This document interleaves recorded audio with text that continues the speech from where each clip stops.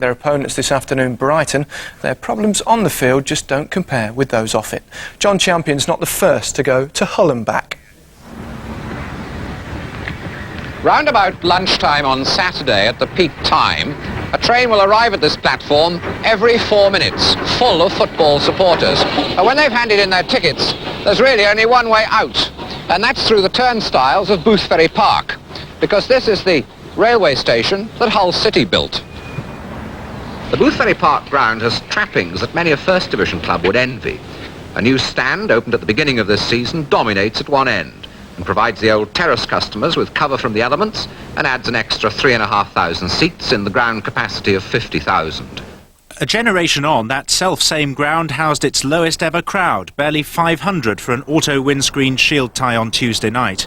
The club is hemorrhaging money to the tune of £6,000 a week. There have been appearances in the High Court, and the footballing public, fuelled by the Tigers 2000 protest group, has made its discontent plain. We've had maggots put through the letterboxes. We've had cod's heads sent to other chairmen in the league with the message that fish is coming. I mean, obviously I have a name that is attractive for this kind of thing. Have you come at all close to quitting? No. I've not really thought of it, quite honestly. To me, there's a mission here to clear this debt, to get this club moving. I know there's a good youth policy in progress. I know it can come forward. We're seeing one or two lads already. Given time, we can do it, as long as we are given the time. The manager, Terry Dolan, has suffered 2 relegations in his 6 years at the club, but he's sold £2.5 million worth of players to keep Hull City alive. That's why he stayed, to become the 5th longest serving manager in English football. We do have problems, but I don't think we have as many problems as a lot of other teams in, say, Divisions 2 and 3. Our debts are nowhere near as big as a lot of clubs, but our problem appears to be at the moment we have a small group of people who are disenchanted with the way that the club is being run. And they want change. They want the chairman out, they want me out, and they want somebody to come in and do a better job. Now, I know full well that in the circumstances we're working in, there's nobody in this world who can do that any better. The only thing that will change the situation is money.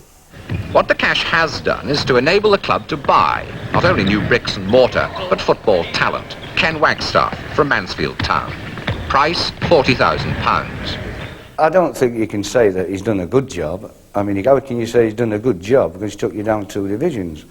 But the point is that a lot of managers have stayed in the 2nd division. I mean, look at Chesterfield and Scunthorpe and teams like this. Oh, there's no money. Mansfield had no money where I come from. They go up and down, and that's all they do all their life. But we're the 7th biggest city in England. It's time we had something in the city what these people can go and watch. And they're not going to get it under the present regime.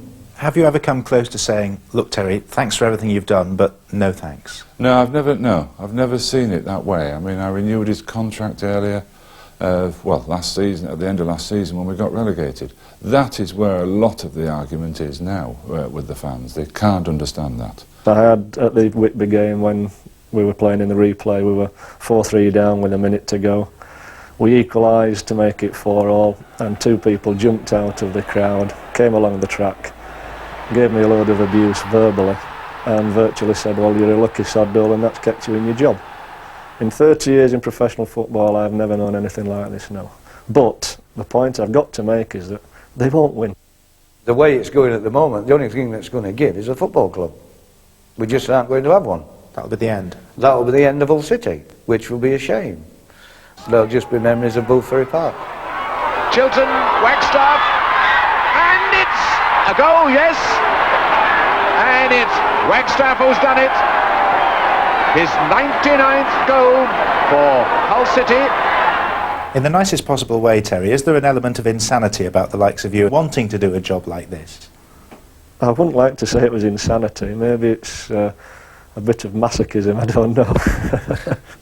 Chris, you've been linked with a Hull City consortium bid, and are you masochistic enough to take that job if it came It along? was, there's a consortium contacted us about trying to buy Hull City and said, well, I'd be interested, and I mean, that was as far as it went, to be perfectly honest, and I've had a few talks with them, but there doesn't seem to be anything happening there, and it's a shame because it's got a great touch, and Big city, as he said, is the 7th biggest, and you know, if you look back in the late 60s, we were getting 30,000 every week, and you know, if you could turn it round, potentially it is a big club.